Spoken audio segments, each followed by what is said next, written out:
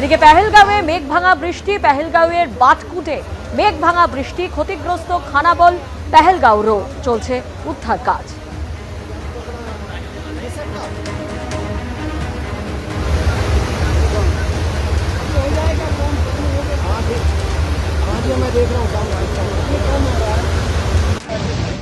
রাজ্য জুড়ে ঝড় বৃষ্টি, বাজ পড়ে মৃত 4 জন। জগৎবল্লভপুরে বাজ পড়ে মর্মান্তিক মৃত্যু 2 কৃষকের। বাজ পড়ে বাঁকুড়ার বড়জোড়ায় মৃত আরও 1, আহত 2 জন। হাওড়ার আমতায় বাজ পড়ে মৃত 1। কলকাতায় বজ্রবিদ্যুৎ সহ মাঝারি বৃষ্টি। দক্ষিণবঙ্গের বেশ কয়েকটি জেলায় ভারী থেকে অতি ভারী বৃষ্টি। বুধবার থেকে দক্ষিণবঙ্গের জেলায় বাড়বে বৃষ্টির পরিমাণ। ক্ষমতায় আসার 3 মাসের মধ্যে বিজেপির দুপক্ষের মধ্যে হাতাহাতি এবং একে অপরকে লক্ষ্য করে ডিম ছোড়ার ঘটনা ঘটল। শীতলকুচির ছোট শালবাড়ির ঘটনা, যেখানে বিজেপির মণ্ডল সভাপতিকে লক্ষ্য করে ডিম ছোড়া হয়।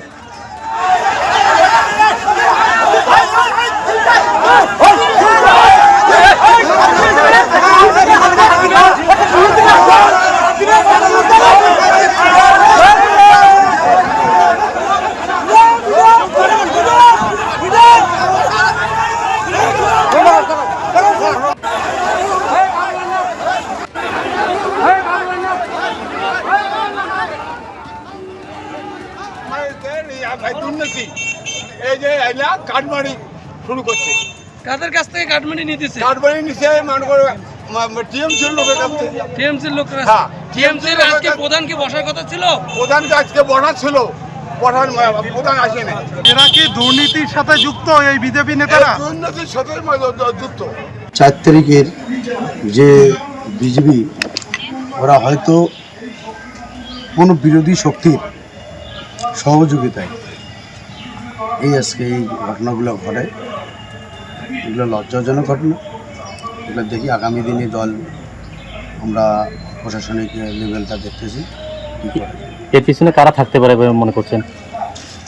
এর পিছনে তো এখন দেখা যাচ্ছে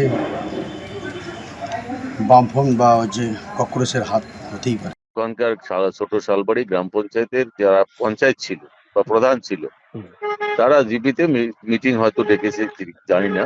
তারা যাচ্ছিল গ্রাম পঞ্চায়েত অফিসে। গ্রামবাসীরা ওরা সেই পঞ্চায়েতে ঢুকতে নিষেধ করে, যেহেতু তারা দুর্নীতির সঙ্গে যুক্ত, বিভিন্ন লোকের কাছে পয়সা কুড়ি নিয়েছে। সেখানকার স্থানীয় লোকেরা হামলা করেছে। জিপির মন্ডল সভাপতি এবং কিছু কার্যকর্তা বিষয়টা জানতে পেরে তারা সেখানটায় পৌঁছায় এবং পৌঁছে বিষয়টাকে সামাল দেয়। অভিযোগ করছে, সেটা যদি সত্যতা যাচাই হয় বা প্রমাণিত হয়, তাহলে আগামী দিনে আমরা দলের উদ্যোতন কর্তৃপক্ষকে জানিয়ে দেবো, আমরা স্টেপ নেব, এই হিসেবে স্টেপ নেওয়া হবে। কাকলি ঘোষ চৌকিদারের সঙ্গে শশী পাঁজার সাক্ষাতে যখন এই জল্পনা তৈরি হয়েছে, তখন কুণাল ঘোষ বলছেন শশী পাঁজা তৃণমূলেই আছেন, ওনার অবস্থান বদলের কোনো খবর পায়নি। ডক্টর শশী পাঁজা তিনি প্রাক্তন মন্ত্রী। শশী পাঁজা তিনি সমাজসেবা করতেন এবং পরবর্তীকালে রাজনীতি করেছেন। পরবর্তীকালে তিনি রাজ্যের মন্ত্রী ছিলেন, মমতা বন্দ্যোপাধ্যায়ের অন্যতম সৈনিক। নির্বাচনের পর তিনি তার ছোট কন্যার কাছে তিনি বাইরে গেছিলেন। ফেরার পর তিনি কলকাতায় আছেন, বাড়িতে আছেন এবং তিনি যেহেতু চিকিৎসক, তাই পুরনো পেশাগত যে কাজকর্মগুলি উনি করতেন সেটা আবার তার কন্টিনিউয়েশন তিনি আবার সেগুলো শুরু করেছেন। বাকি দেখা যাক। সর্বশেষ আমি যেটুকু জানি, আমার সঙ্গে যা কথা হয়েছিল, তিনি তো তৃণমূলেরই। আমি তারপর নতুন করে ওনার কোনো অবস্থান বদলের কোনো খবর পাইনি। এগুলো নিয়ে আমরা কি বলবো বলুন? এগুলো নিয়ে আমাদের কিছু বলার আছে? ব্যক্তিগত স্বাধীনতা রয়েছে।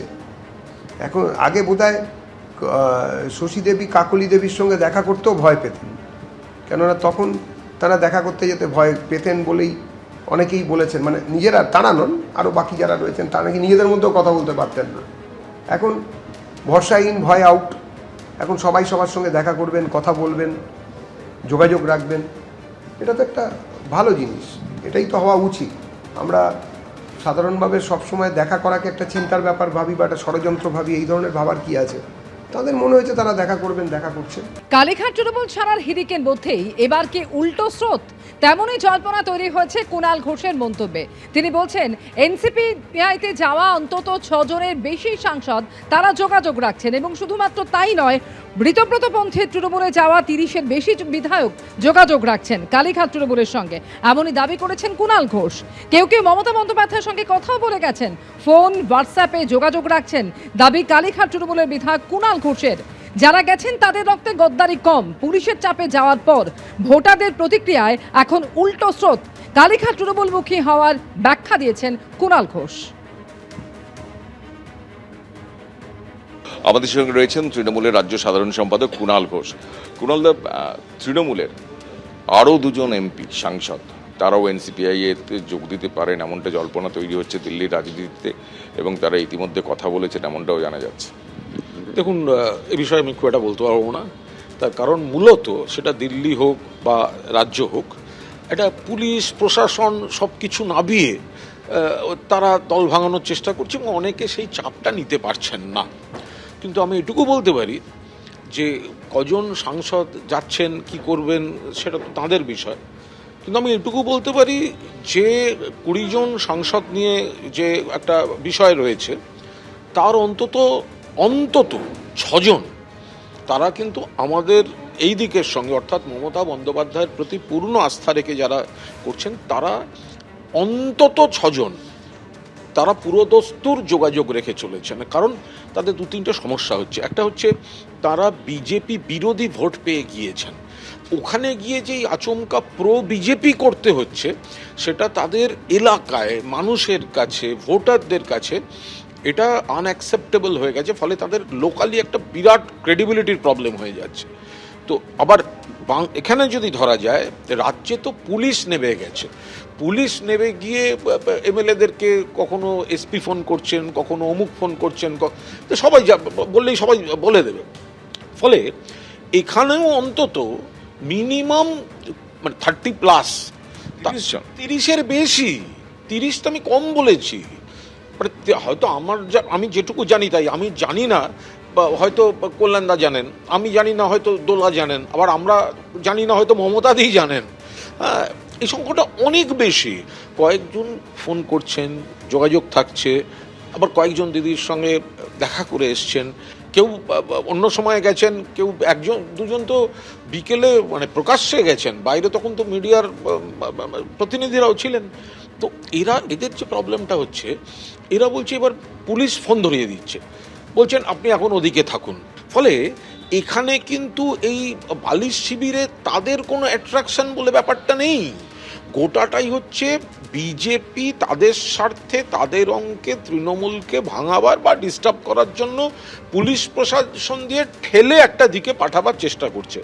কিছু লোককে সেখানে, কয়েকজন আছেন তারা হয়তো কেস সামলাবার জন্য যাচ্ছেন, কয়েকজন আছেন গুপ্তধন সামলাতে যাচ্ছেন, সেই সব কারণে। কিন্তু আমি এটুকু বলছি, ওখানে 6 জনের বেশি সাংসদ, এখানে 30-এর বেশি বিধায়ক, এরা আজ বললে কালকেই প্রকাশ্যে চলে আসবেন, সেই পরিস্থিতি এসছে বলে আমার মনে হয় না। কারণ পুলিশ প্রশাসনের প্রোটেকশনটা তো আমরা দিতে পারবো না, কিন্তু এরা কিন্তু প্র্যাকটিক্যালি বিজেপির হাতে দোল খাচ্ছেন। কারণ এরা এলাকায় যাই বলুন, কেউ বলছে এনসিপিআই, কেউ বলছে ভালো তৃণমূল, বেসিক্যালি এরা বিজেপি ওদের প্রোটেকশন দিয়ে দাঁড় করিয়ে রেখেছে।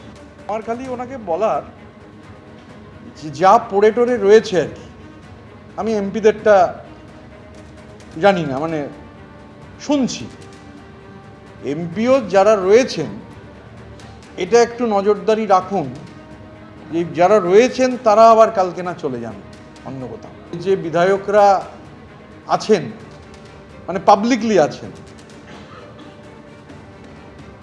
সেই বিধায়কদের একটু নজরদারির মধ্যে রাখার অনুরোধ করুন। আর এমপিদেরটা আমি দায়িত্ব নিয়ে বলতে পারি না, কিন্তু যেহেতু দীর্ঘদিন ওখানে ছিলাম, একটা যোগাযোগ আছে। কালকেই একজন এমপি, যিনি এনসিপিআই এর সদস্য নন, তার সঙ্গে আমার দীর্ঘ প্রায় 40 মিনিট টেলিফোনে কথা হয়েছে। তো ঠিক আছে, বলেছেন, বলতে তো কোনো ট্যাক্স লাগে না, অসুবিধার কি আছে। এবিপি আনন্দ, এগিয়ে থাকে, এগিয়ে রাখে।